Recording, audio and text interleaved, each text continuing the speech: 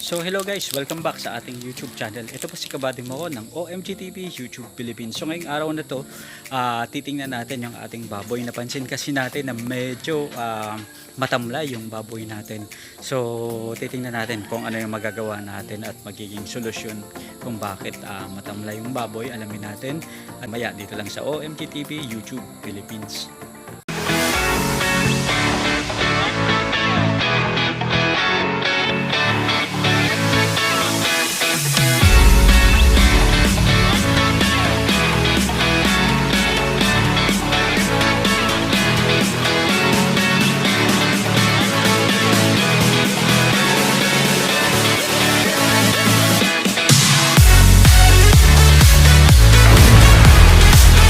So eto mga ka-OMG, simulan yung pinagbili natin yung kasama nito na baboy.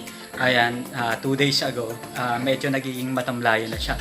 So ang kailangan natin gawin dito mga ka-OMG ay gumamit lang tayo ng electrolytes. Ayan, electrolytes LFB. Ayan. So gamitin natin to para manumbalik ang sigla ng ating baboy. So kailangan niya ng electrolytes para anti-stress. Itong mga electrolytes na to ginagamit usually kapag nagwawalay tayo, nagpapalit ng feeds. Ayan. At syempre kapag nagbebenta tayo ng mga baboy para magkaroon sila ng additional energy. Kasi yung mga baboy, mga social animal yan mga ka-OMG. So dahil nawala yung kasama nila dito nga sa kulungan, lalong-lalo na siya. Ayan. So, kailangan niya na ma-boost ang energy para manumbalik yung sigla niya. Ayan. So, parang nagkaroon ng shock yung baboy simula yung pinagbilin natin yung kasama niyang dalawa. Ayan.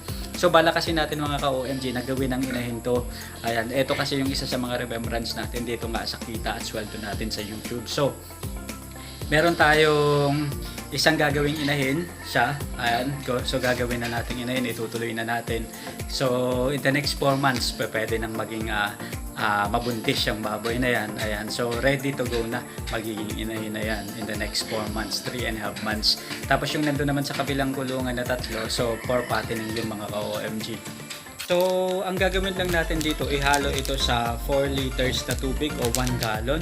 Ayan, tapos ready to go na siya. Pwedeng ihalo ito sa inumin ng baboy or pwede rin diretso na rin kasama na ng feeds na ibibigay natin. Ayan, pero mas prefer natin na ilagay ito sa tubig mga OMG para at least dire-diretso. Ayan. So, ayan, medyo gumana na ulit siya sa pagkain mga OMG. So, yun.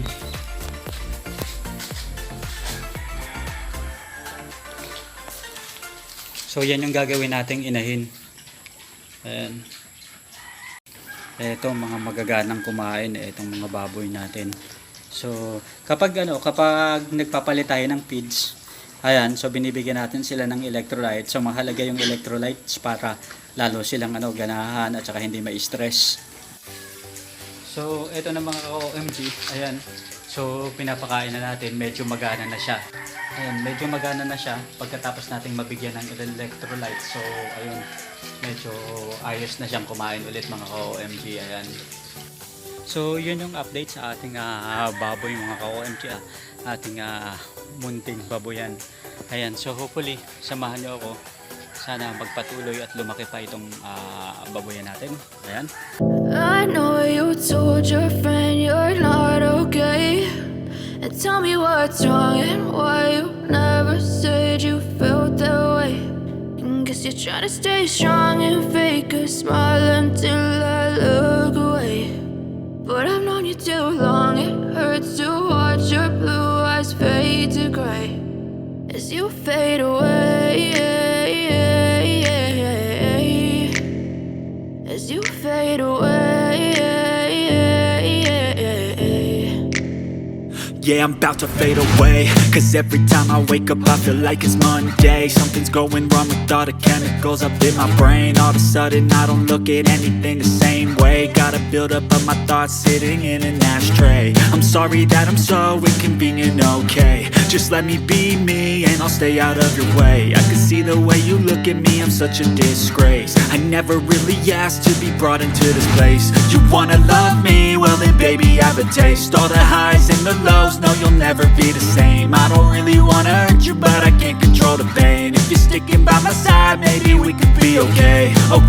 Okay, maybe you could be the change I need today. I promise that I've never felt this way. I really hope that you will choose to stay through all the pain. I know you told your friend you're not okay, and tell me what's wrong and why you never said you felt that way. Guess you're trying to stay strong and fake a smile until I look away. Maraming salamat po. Paalam.